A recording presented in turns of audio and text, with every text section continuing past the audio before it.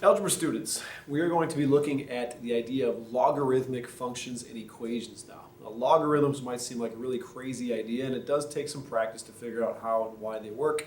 So we're going to just start with a few basic ideas to get us into this. So the stuff that we do in this series of videos will be applicable for most of the second half of Unit 4.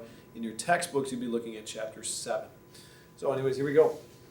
If I was to solve this equation right here, 4 to the x power equals 16, I think that'd probably be pretty easy. I'm saying 4 to what power would equal 16? Well, I know that 4 times 4 is 16, so I think that 4 squared would equal 16. So in this case, the solution to this equation would probably be, well, x equals 2.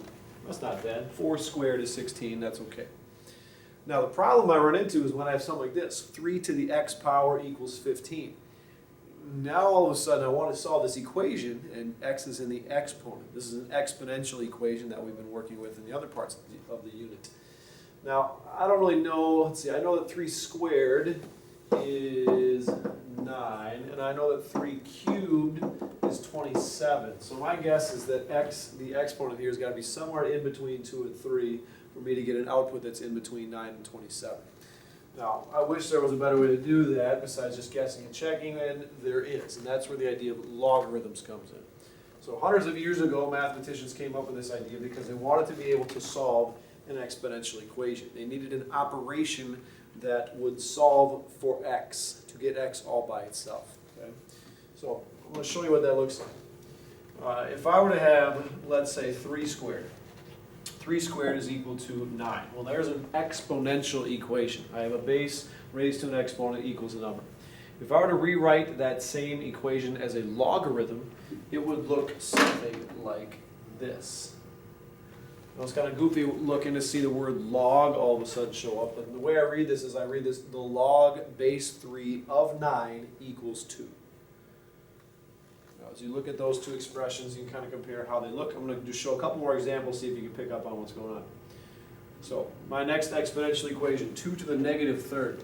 Well, 2 to the negative third would be the same as 1 over 2 to the third, which would be the same as 1/8. Okay. Next, I'll just keep going and show all these. 5 to the 0 power, well, anything to the 0 power is equal to 1. 1/6 to the negative second, oh boy, that negative 2 applies to the top and the bottom. 1 to the negative second over 6 to the negative second. I switch these to make them positive. 6 squared over 1 squared. Well, 6 squared is 36 divided by 1 is going to be 1. So I've got 36 here, I've got 1 here, I've got 1/8 here, and 9 here. Already did that one. Now watch how their logarithmic equations would match up. 2 to the negative third equals 1/8. So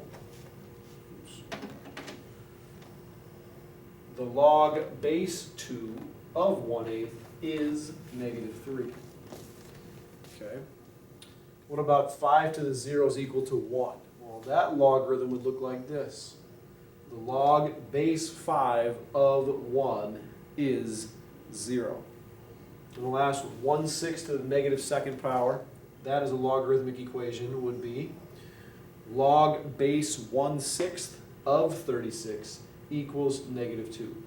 I think the thing that you should pick out here, maybe you've noticed this, is that the answer, the thing that comes on the other side of the equal sign, is the exponent in the exponential equation. I get 2 as an answer, well, 2 is right here. I get negative 3 as an answer, negative 3 is the exponent. I get 0 as an answer, well, 0 is the exponent.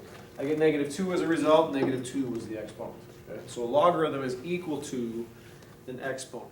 What a logarithm is saying, when I see the log base 3 of 9 is 2, what that means to me is it means that if I take 3 as a base and raise it to the second power, I would get 9. In other words, 2 is the exponent that a base of 3 would need in order to come up with this number, which happens to be 9. So using that idea, going up here, if I were going to rewrite 4 to the x equals 16, well, I would have the log base 4 is the base of the power, of 16, 16 is my, what I want when I'm all done finding this power, is equal to the exponent. And we knew that this was 2, but this expression now, I have x all by itself, I can evaluate this logarithm to come up with an answer. If I wanted to solve this equation, I could rewrite it as a logarithm as well.